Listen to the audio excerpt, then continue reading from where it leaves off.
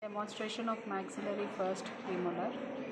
It's the fourth tooth from the midline in tooth numbering, two-digit tooth numbering system. It's called as 1-4 and 2-4 for maxillary first permanent premolar. We do not have deciduous premolars, we only have permanent premolars, or we have premolars that are secondary in dentition.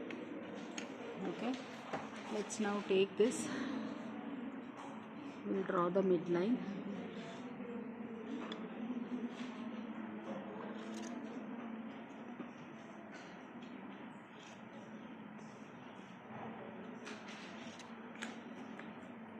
Then the crown length, we'll mark the crown length.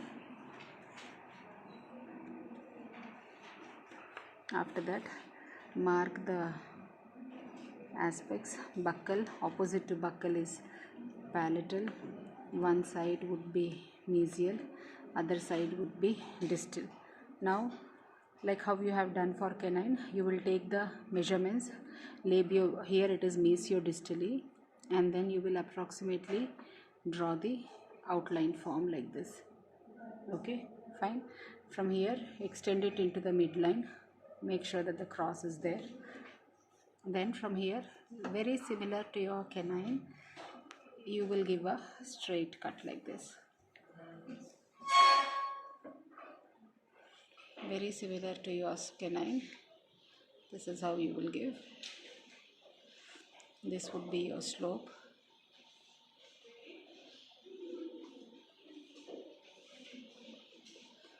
Then this is your other aspect.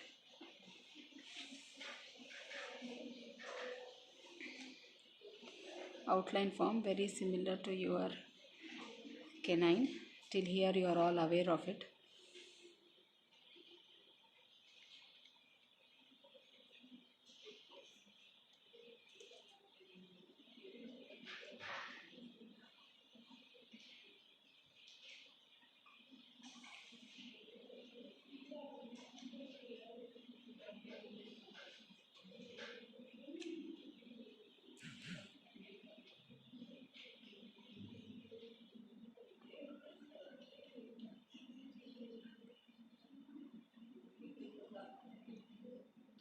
Alright, now there is something called as lingual taper. So extend again the midline, make sure that the midline is present.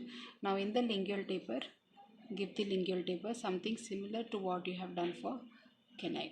Okay, now the importance of maxillary first premolar is you have hexagonal shape. So hexagonal shape is like this: buccal, palatal, mesial, distal. You have 1, 2, 3, 4, 5, 6. So it's a 6-sided hexagon. Fine. Now in this we have only created 2 sides. I'll just leave it like this for time being. And then what we do is we create the occlusal table. Remember 1 to 27.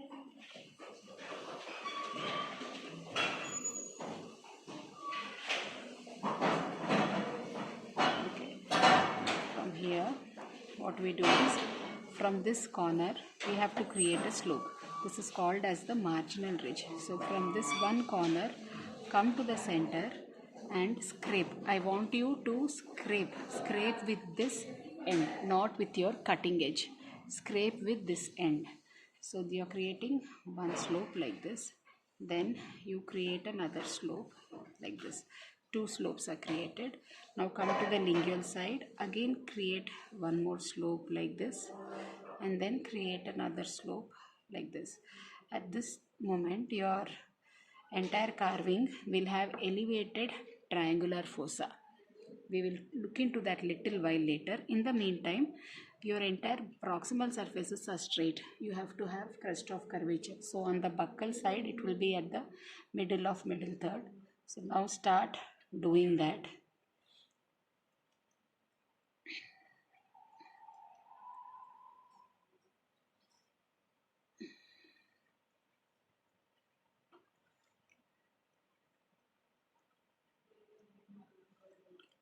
Same thing now for lingual here also.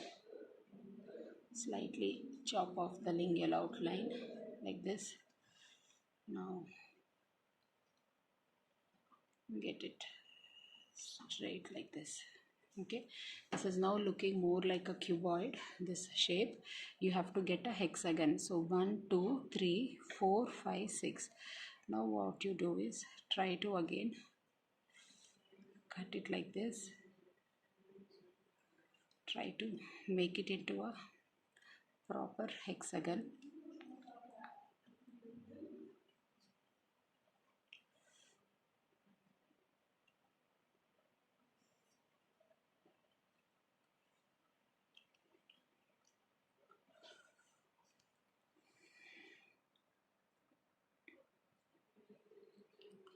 Okay, now these edges, whatever ridge elevations which I was talking about, remove it.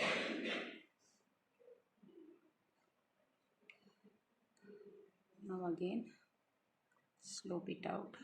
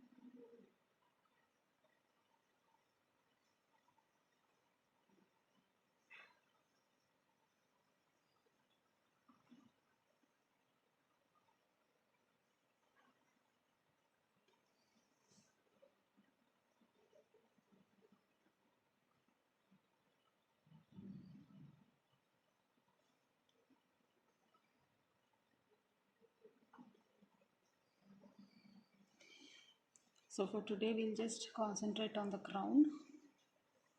Root part, when you come to the root part, I'll show you how to do the demonstration, but for time being, important aspects are that you will see 6 sides, 1 2 3 4 5 and 6. Mesial slope, buccal surface, lingual surface, mesial surface, distal surface. Cusps should be almost at the same level or slightly lower. From the palatal aspect, if you see, you should be able to see the mesial aspect, but from buccal aspect. But from buccal aspect, when you see, you should not be seeing your lingual aspect. So these are your minimum basic salient features of carving.